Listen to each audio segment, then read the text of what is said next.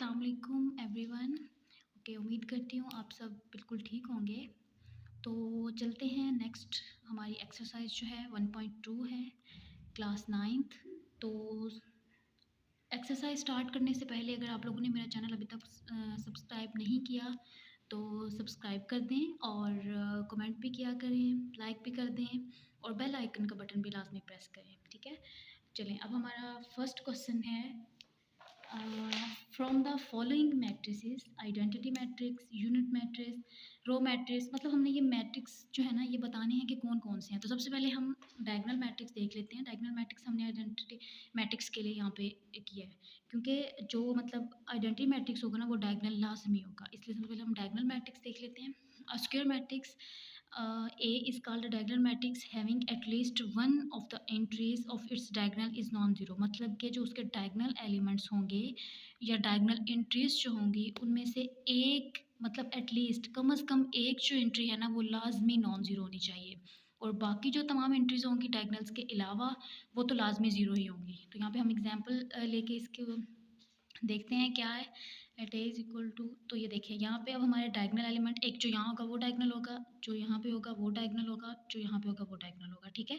तो यहाँ पे हम ले लेते हैं 1 इसके अंदर, डायगनल एलिमेंट के अंदर। तो यहाँ पे 0 ले लेते हैं, यहाँ पे भी 0 ले लेते हैं, 0 0, और यहाँ पे ये तो वैसे ही 0 होंगे, ठीक है। तो ये इस तरह से हमारा मैट्रिक्स बन जाएगा ऐसे। तो अब बताने का मकसद ये है कि ये हमारे पास जो यहाँ पे जगह होगी वो डायगनल होगा, यहाँ पे ये भी डायगनल, ये भी डायगनल। तो ये वाली जो एंट्रीज़ हैं जो मैं अब राइट कर रही हूँ ये लाजमी तौर पर ज़ीरो होनी चाहिए। यहाँ पे जो है ना, मतलब यहाँ पे भी ज़ीरो आ सकता है, यहाँ पे भी ज़ीरो आ सकता है, लेकिन अगर यहाँ दोनों जगह पे ज़ीरो आ जाएगा तो ये थर्ड जगह पे ज़ीरो नहीं आना चाहिए। मतलब कि एटलीस्ट वन जो इसकी एंट्री है ना डायगनल एंट्री वो लाजमी नॉन ज़ीरो होनी चाहिए। तीनों भी हो सकती हैं, जैसे यहाँ पे 1 1 1 लिख देंगे हम तो ये तीनों जो है नॉन ज़ीरो हो जाएंगी। तो ये है डायगनल मैट्रिसेस। अब नेक्स्ट हम लोग देखते हैं कि स्क्वायर मैट्रिसेस क्या होते हैं, जिसमें नंबर ऑफ़ रोज़ जो है ना, मतलब उनके किसी भी मैट्रिक्स की नंबर ऑफ़ रोज़ हों इक्वल होंगी नंबर ऑफ़ कॉलम्स के, तो वो मैट्रिक्स जो है हमारा स्क्वायर मैट्रिक्स होगा। यहाँ पे एग्जांपल देख लेते हैं कि कौन सा मैट्रिक्स हमारा स्क्वायर मैट्रिक्स होगा। तो ये देखें, यहाँ पे ले लेते हैं 1 2 3 4। तो ये देखें, ये हमारे पास एंट्रीज़ हैं हॉरिजॉन्टल, तो ये रोज़ हैं, ये R1 और R2, ये हमारे पास हैं 2 एंट्रीज़, ठीक है। तो अब यहाँ पे ये हमारे पास जो कॉलम्स हैं वर्टिकल जो हमारे पास प्रेजेंटेड की होती हैं, ये C1 और C2, तो ये हमारे पास ये भी 2। तो अब यहाँ पे देखिए हमारे पास इसका जो ऑर्डर है नंबर ऑफ़ रोज़ 2 हैं और नंबर ऑफ़ कॉलम्स जो हैं वो भी हमारे पास 2 हैं। तो ये एक स्क्वायर मैट्रिक्स है। और अब यहाँ पे देखिए अगर कोई एक, ये देखिए यहाँ पे 3 है ना, तो इस ये भी R1 है और ये C1 है, तो ये भी स्क्वायर मैट्रिक्स है। इस तरह से बहुत सारे और भी मैट्रिक्स होंगे जो हमारे पास स्क्वायर मैट्रिक्स होंगे। हमने ये देखना है कि number of rows equal to number of columns होंगे तो वो हमारे पास स्क्वायर मैट्रिक्स होगा। नेक्स्ट हम लोग देखते हैं हमारे पास है रो मैट्रिक्स क्या होता है। अब हमारे पास रो मैट्रिक्स होता है if matrix has only one row, एक ऐसा मैट्रिक्स जिसमें एक रो होगी, सिर्फ एक रो, एक से ज़्यादा रोज़ नहीं होंगी। कॉलम्स एक से ज़्यादा हो सकते हैं लेकिन रोज़ एक से ज़्यादा नहीं होंगी, वो हमारे पास रो मैट्रिक्स होगा।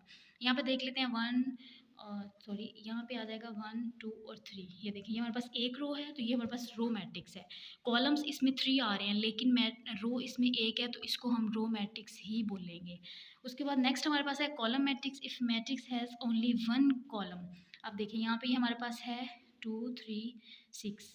तो देखिए यहाँ पे एंट्रीज तो हमारे पास 3 आ रही हैं और ये हमारे पास रो क्या है, कॉलम है 1। रोज़ हमारे पास आ रही हैं 3, कॉलम जो हमारे पास है वो एक है, तो इसको हम कॉलम मैट्रिक्स बोलेंगे। नेक्स्ट हमारे पास है नल और ज़ीरो मैट्रिक्स क्या होता है। तो if each of its elements having entry zero, तो ये सिंपल सी बात है 0 0 0 0, कोई भी ऑर्डर हो 0। इस तरह से ये जो सारे मैट्रिक्स दिए हुए हैं ना ये हमारे पास नल मैट्रिक्स की जो है वो एग्जांपल्स हैं। नेक्स्ट हम लोग आगे देख लेते हैं, हमारे पास जो क्वेश्चन नंबर 1 है उसमें हमने बताना है कि आइडेंटिटी हमारे पास जो मैट्रिक्स हैं और जो रोज़ मैट्रिक्स हैं, कॉलम मैट्रिक्स, ज़ीरो में, इन सब को हमने आइडेंटिफाई करना है यहाँ से। तो सबसे पहले इसको देख लेते हैं। ये हमारा मैट्रिक्स जो है अभी हमने पीछे पढ़ के हैं जिसकी ऑल एंट्रीज जो हैं वो ज़ीरो होंगी, वो हमारे पास ज़ीरो मैट्रिक्स होगा। तो यहाँ पे हम लोग लिख देते हैं कि ये मैट्रिक्स जो हमारा है ये ज़ीरो मैट्रिक्स है। नेक्स्ट हमारे पास है 2 3 4। तो यहाँ पे देखें ये हमारे पास इसमें सिर्फ एक रो है, एक रो है, कॉलम यहाँ पे 3 है लेकिन रो इसमें जस्ट एक है, तो इसको हम रो मैट्रिक्स लिख देंगे। नेक्स्ट हमारे पास सी पे जो आ रहा है वो आ रहा है 4 0 और 6। तो मतलब इसमें कॉलम एक आ रहा है और रोज़ जो है हमारे पास 3 आ रही हैं, लेकिन कॉलम एक होने की वजह से ये हमारे पास कॉलम मैट्रिक्स बन जाएगा। उसके बाद यहाँ पे हमारे पास डी पार्ट जो है यहाँ पे 1 0 0 1। तो मैंने कहा था ना कि आइडेंटिटी जो मैट्रिक्स होता है वो हमारे पास होता है जिसमें इसकी जो डायगोनल एंट्रीज़ है ना वो मस्ट बी 1। हमारे पास लाज़मी तौर पर जो है इसकी एंट्रीज़ 1 होनी चाहिए। हमारे पास जो आइडेंटिटी मैट्रिक्स होगा उसकी डायगोनल एंट्रीज़ 1 होनी चाहिए और बाकी तमाम एंट्रीज़ 0 होनी चाहिए। वो हमारे पास आइडेंटिटी मैट्रिक्स होगा। तो यहाँ पे इसको आइडेंटिटी मैट्रिक्स लिख देते हैं। और यहाँ पे ये देखें ये ज़ीरो है तो यहाँ पे ये हमारे पास साफ नज़र आ रहा है कि ये ज़ीरो मैट्रिक्स है। और ये एफ़ जो है हमारे पास ये हमारे पास भी कॉलम मैट्रिक्स है क्योंकि इसमें एक कॉलम है और 3 रोज़ हैं, लेकिन एक कॉलम होने की वजह से हम इसको कॉलम मैट्रिक्स बोल देंगे। अब नेक्स्ट जो क्वेश्चन है उसमें हमने स्क्वायर मैट्रिसेस हमने पढ़ लिया क्या होता है, रेक्टेंगुलर मैट्रिसेस जो है वो न्यू चीज़ आ रही है, वो भी हम देख लेते हैं क्या होता है। उसके बाद ये देखिए number of rows is not equal to number of columns. हमारे पास रेक्टेंगुलर मैट्रिक्स हमेशा वो मैट्रिक्स होगा जिसमें number of rows number of columns के इक्वल नहीं होंगी। स्क्वायर मैट्रिक्स में हमने पढ़ा था number of rows equal to number of columns होती हैं तो स्क्वायर होता है, लेकिन रेक्टेंगुलर बिल्कुल उसके अपोजिट होता है कि नंबर ऑफ़ रोज़ इक्वल नहीं होती नंबर ऑफ़ कॉलम्स के। तो यहाँ पे हम ले लेते हैं 2 3 4 6 5 7। तो ये देखें यहाँ पे ये हमारे पास हैं 2 रोज़ हैं और यहाँ पे 3 कॉलम्स हैं, तो ये हमारे पास एक रेक्टेंगुलर मैट्रिक्स है। ये इस तरह से भी हो सकता है 2 3 5 1 2 3। तो ये देखिए यहाँ पे 2 कॉलम्स हैं और 3 एंट्रीज़ हैं, तो ये भी हमारे पास जो है वो रेक्टेंगुलर मैट्रिक्स होगा। ठीक है, यहाँ पे आ जाएगा 2/3। इनका ऑर्डर मतलब सेम कभी भी नहीं होगा, 2/3 या 3/2 इस तरह से हमारे पास नहीं होगा। नेक्स्ट हमारे पास है क्वेश्चन नंबर 2 में हमने आइडेंटिफाई करना है कि स्क्वायर मैट्रिक्स कौन से होते हैं, rectangular matrix, row matrix, column matrix, identity और नल। अब हम यहाँ से देखते हैं कौन कौन से मैट्रिसेस हमारे पास हैं। फर्स्ट जो मैट्रिक्स है, अब देखिए यहाँ पे हमारे अभी हमने बात की रेक्टेंगुलर मैट्रिसेस की, अब हमें ये नज़र आ रहा है कि इसकी जो नंबर ऑफ रोज़ हैं वो नंबर ऑफ कॉलम्स के इक्वल नहीं है। अब यहाँ पे है जी, तो ये हमारे पास बन जाएगा रेक्टेंगुलर मैट्रिक्स। नेक्स्ट हमारे पास है 301। तो देखें ये एक ही कॉलम है हमारे पास, C1 है और एंट्रीज 3 है, लेकिन सी एक ही कॉलम होने की वजह से हम इसको कॉलम मैट्रिक्स कह देंगे। यहाँ पे हमारे पास है 6 3 -4 और -2। अब ये जो मैट्रिक्स है हमारे पास, ये देखें यहाँ पे इसकी और इसकी रोज़ जो हैं वो R1 और R2, कॉलम्स भी हमारे पास 2 हैं तो इसका ऑर्डर 2/2 है। 2/2 ऑर्डर होने की वजह से हम इसको स्क्वायर मैट्रिक्स कह देंगे क्योंकि इसका ऑर्डर मतलब एंट्रीज और कॉलम्स की जो वो है सेम है, उनका दोनों का ऑर्डर, तो उसको स्क्वायर मैट्रिक्स बोल देंगे। नेक्स्ट हमारे पास है 1 1 0 0। ये हम पहले भी पढ़ चुके हैं कि आइडेंटिटी मैट्रिक्स होगा। तो नेक्स्ट क्वेश्चन नंबर 5 जो है हमारे पास 1 3 5 2 4 6, ये हमारे पास कौन सा मैट्रिक्स है। यहाँ पे ये देख लेते हैं हमारे पास ये भी रेक्टेंगुलर मैट्रिक्स होगा क्योंकि हमारे पास नंबर ऑफ़ रोज़ जो हैं वो नंबर ऑफ़ कॉलम्स के इक्वल नहीं है। इसका ऑर्डर जो है वो 3/2 है, तो इसको हम रेक्टेंगुलर मैट्रिक्स बोल देंगे। तो यहाँ पे है 3 10, यहाँ पे एक रो है तो ये रो मैट्रिक्स बन जाएगा। यहाँ पे अब हमारे पास आ रहा है नीचे 1 0 0। अब ये जो 1 0 0 वाला है ये अब हमारे पास कॉलम मैट्रिक्स भी बन रहा है और रेक्टेंगुलर मैट्रिक्स भी बन रहा है। ये देखिए यहाँ पे एक कॉलम होने की वजह से इसको हम कॉलम मैट्रिक्स बोलेंगे और नंबर ऑफ़ रोज़ और नंबर ऑफ़ कॉलम्स हमारे पास इक्वल नहीं हैं, उसकी वजह से हम इसको रेक्टेंगुलर मैट्रिक्स बोलेंगे। नेक्स्ट हमारे पास है 1 -1 0 2 2। ये देखिए अब यहाँ पे ये स्क्वायर मैट्रिक्स है क्योंकि इसकी जो है रोज़ की ऑर्डर जो है वो इक्वल है कॉलम्स के ऑर्डर से, तो अब हम यहाँ पे इसको बोल देंगे स्क्वायर मैट्रिक्स। इस तरह से आपने सारे मैट्रिक्स का जो है ना उनका ऑर्डर लिख के आप लोगों ने चेक कर लिया करना है कि ये कौन सा मैट्रिक्स है। ये तो हमें साफ पता चल रहा है ये ज़ीरो मैट्रिक्स है, तो इसको ज़ीरो मैट्रिक्स भी कह सकते हैं, नल मैट्रिक्स भी बोल सकते हैं। तो ये है ज़ीरो मैट्रिक्स। नेक्स्ट जो क्वेश्चन नंबर 3 है हमारे पास, उसमें भी हमने मैट्रिसेस को ही जो है देखना है कि वो कौन कौन से हैं, उनको आइडेंटिफाई करना है। यहाँ पे स्केलर मैट्रिक्स जो है हमारे पास दिया हुआ है। तो if all the diagonal entries of a matrix are same it must be a diagonal, मतलब कि एक पहली इसकी जो रेस्ट्रिक्शन जो लगा दी हुई है कि ये डायगोनल मैट्रिक्स लाजमी होना चाहिए, मतलब कि इसकी डायगोनल के अलावा जो बाकी तमाम एंट्रीज़ हैं वो ज़ीरो होनी चाहिए। उसके अलावा डायगोनल एंट्रीज़ भी सेम होनी चाहिए। अब जिसमें डायगोनल एंट्रीज़ सेम होंगी और उनका ऑर्डर भी सेम होगा, डायगोनल मैट्रिक्स होगा तो वो स्क्वायर तो लाजमी होगा। यहाँ पे लगा लेते हैं 0 0 और यहाँ पे ज़ीरो, यहाँ पे ज़ीरो और यहाँ पे। चलें, अब ये तो हो गया हमारे अब हमने यहाँ पे जो डायगनल पे जो हमने अपनी एंट्रीज़ वो करनी है वो बिल्कुल सेम होने चाहिए। या तो 1-1 कर दें या फिर हम 2-2 भी कर सकते हैं। इस तरह से, इस तरह का जो मैट्रिक्स होगा उसको हम स्केलर मैट्रिक्स बोलेंगे। ठीक है, नेक्स्ट हमारे पास क्वेश्चन नंबर 3 है। क्वेश्चन नंबर 3 हम देख लेते हैं कि उसमें हमने स्केलर्स, डायगोनल्स और आइडेंटिटी मैट्रिक्स को हमने देखना है कौन कौन से हैं। जो ये जो हमारे पास ए वाला है, ए हमारे पास दिया हुआ है, देखिए अब ये हमारे पास ना स्केलर भी है और ये डायगोनल भी है, क्योंकि इसकी डायगोनल की एंट्रीज जो हैं वो नॉन ज़ीरो हैं। एटलीस्ट 1 नॉन ज़ीरो होना चाहिए, ज़्यादा भी हो सकती हैं। और ये हमारे पास जो है स्केलर भी है, क्योंकि इसकी सेम एंट्रीज़ हैं, डायगोनल एंट्रीज़। तो इसको हम लिखते हैं कि ये हमारे पास स्केलर भी है और ये हमारे पास डायगोनल भी है। नेक्स्ट हमारे पास है 2 0 0 और -1 जो बी वाला है। ये हमारे पास डायगोनल मैट्रिक्स ही हुआ, क्योंकि एंट्रीज़ हमारे पास जो है वो नॉन ज़ीरो है, लेकिन सेम नहीं है। सेम ना होने की वजह से ये हमारे पास स्केलर नहीं बन सकता, इसलिए इसको लिखते हैं कि डायगोनल मैट्रिक्स। नेक्स्ट हमारे पास है 1 0 0 1। 1 0 और 0 1 जो है ये हमारे पास हमें आइडेंटिटी मैट्रिक्स भी है, ये डायगोनल मैट्रिक्स भी है, ये स्केलर मैट्रिक्स भी है। ये जो सी वाला है ये आइडेंटिटी भी है, डायगोनल भी है, स्केलर भी है। तीनों मैट्रिक्स जो है ना इसमें एग्जिस्ट कर रहे हैं। उसके बाद है 3 0 0 1। ये हमारे पास होगा डायगोनल मैट्रिक्स, क्योंकि यहाँ पे जो है एक जो एंट्री है हमारे पास डायगोनल एंट्री है वो नॉन ज़ीरो है। नेक्स्ट हमारे पास ये उन्होंने दिया हुआ है 5-3 0 0 1 + 1। तो 5-3 जो 2 और यहाँ पे 1 + 1 करेंगे तो 2। इसको सिंप्लीफाई करेंगे तो हमारे पास जो एंट्रीज़ हैं वो बिल्कुल सेम आ जाएंगे, बिल्कुल ए वाले की तरह हमारे पास ना इसका आंसर आ जाएगा।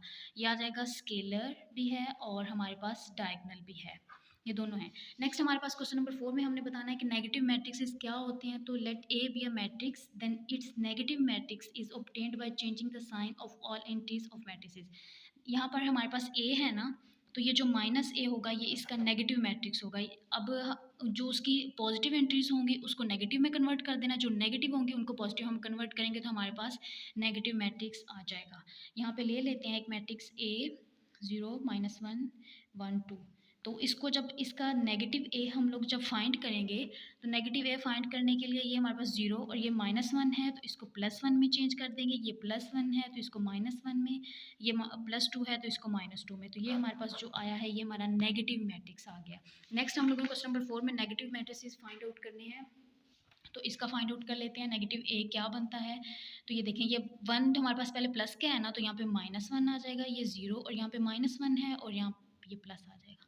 ठीक है, इसी तरह से बी का हम लोग जब फाइंड करेंगे -b, तो ये हमारे पास -3 -2 1 और ये -1। मतलब हमने जो हमारे पास नेगेटिव हैं उनको पॉजिटिव में और जो हमारे पास पॉजिटिव हैं उनको हमने नेगेटिव में कन्वर्ट कर देना है। बिल्कुल इसी तरह सी का -2 -3 -6 और -2 ये हमारे पास आ जाएगा। उसके बाद ये हमारे पास इसी तरह से अगर हम डी का फाइंड आउट करेंगे तो -d इज़ इक्वल टू +3 और ये -4 जो है हमारे पास यहाँ पे +4 हो जाएगा, 2 हमारे पास -2 और -5। इसी तरह से जब हम ई का फाइंड आउट करेंगे, माइनस नेगेटिव मतलब मैट्रिक्स ई का जब हम फाइंड आउट करेंगे तो -1 -2 क्योंकि ये पॉजिटिव है दोनों नेगेटिव में कन्वर्ट हो जाएंगे, प्लस ये -5 जो है ये +5 में कन्वर्ट हो जाएगा, ये 3 जो है ये -3। तो ये हमारे पास नेगेटिव मैट्रिसेस हमने फाइंड आउट कर लिए। नेक्स्ट हमारे पास है क्वेश्चन नंबर 5, इसमें हमने ट्रांसपोज जो है वो मतलब फाइंड आउट करने हैं। तो यहाँ पे देख लेते हैं ट्रांसपोज मैट्रिक्स क्या होता है। Bye changing the rose into columns and columns into रोज। अब देखिए हमारे पास एक मैट्रिक्स है, उसकी हम रोज़ को कॉलम्स में और कॉलम्स को जब हम रोज़ में चेंज कर देते हैं तो वो हमारे पास बन जाता है ट्रांसपोज मैट्रिक्स। ठीक है, यहाँ पे हम एक एग्जांपल ले लेते हैं। देखें ए हमारे पास है 2 3 1 0 2 0। तो इसका जब हम ट्रांसपोज मैट्रिक्स लेंगे तो ये ए की टी, इसको हमेशा से हमने ए ट्रांसपोज, अगर ए का ले रहे हैं तो ए ट्रांसपोज ए के ऊपर हम टी लगाएंगे छोटा सा, बी का ले रहे हैं बी के ऊपर छोटा सा टी। ये इसको डिनोट करने का तरीका है ट्रांसपोज मैट्रिक्स को। तो यहाँ पे हम लोग देख लेंगे क्या ट्रांसपोज मैट्रिक्स बनता है। ये देखें यहाँ पे हमने रोज़ को कॉलम्स में और हमने कॉलम्स को जो है ना वो रोज़ में कन्वर्ट करना है। तो देख लें यहाँ पे ये हम लिख लेंगे, फर्स्ट हमारे पास जो कॉलम है उसको रो बना देंगे, सेकंड कॉलम को जो है हम लोग सेकंड रो बना देंगे, थर्ड कॉलम को हम थर्ड रो बना देंगे। तो ये हमारे पास इसका ट्रांसपोज हमने फाइंड आउट कर लिया। नेक्स्ट हम चलते हैं अपने क्वेश्चन नंबर 5 की तरफ। क्वेश्चन नंबर 5 हमारा है, हमने इनके ट्रांसपोज फाइंड आउट करने हैं। तो हम लोग कर लेते हैं यहाँ पे ये हमारे पास है एक कॉलम है इसमें और 3 एंट्रीज़ हैं। अब यहाँ पे हमारे पास एक एंट्री बनेगी और 3 कॉलम्स बनेंगे, तो 0, 1 और -2, ये इसका ए ट्रांसपोज़ हमने फाइंड आउट कर लिया। इसी तरह से बी का ट्रांसपोज़ फाइंड आउट करेंगे, तो 5, 1 और -6 हमने ये जो हमारे पास एक रो थी इसको हमने कॉलम बना दिया, ये जो कॉलम थे हमारे पास 3 इनको हमने रोज़ में कन्वर्ट कर दिया। बिल्कुल इसी तरह से सी का जब हम फाइंड आउट करेंगे तो हमारे पास ये आ जाएगा 1, 2, 2, 3, 2 -1 और यहाँ पे 3 और 0, मतलब कि हमने ये फर्स्ट कॉलम था इसको फर्स्ट रो बना दिया और ये सेकंड कॉलम था इसको हमने सेकंड रो बना दिया। तो हमारा सी का जो है वो ट्रांसपोज़ हमने कैलकुलेट कर लिया। अब यहाँ पे डी ट्रांसपोज़ हमारे पास जो होगा ये 2, 3, 0, 5, ये देखें ये 2, 3 है, यहाँ पे 2, 3 इस तरह से आएगा, 0, 5, 0, 5 यहाँ पे कॉलम्स में चेंज हो गया। इसी तरह से ई का हम लोग जब फाइंड आउट करेंगे तो ये आ जाएगा 2, 3, -4 और 5। तो ये 2, 3 ये देखें कॉल रो है हमारे पास, हमने इसको कॉलम में चेंज कर दिया है और यहाँ पे -4 और 5 हमारे पास एक सेकंड रो है तो उसको हमने सेकंड कॉलम बना दिया है। ट्रांसपोज़ में हमने रोज़ को कॉलम्स में और कॉलम्स को रोज़ में बस चेंज करना है और कुछ भी नहीं करना।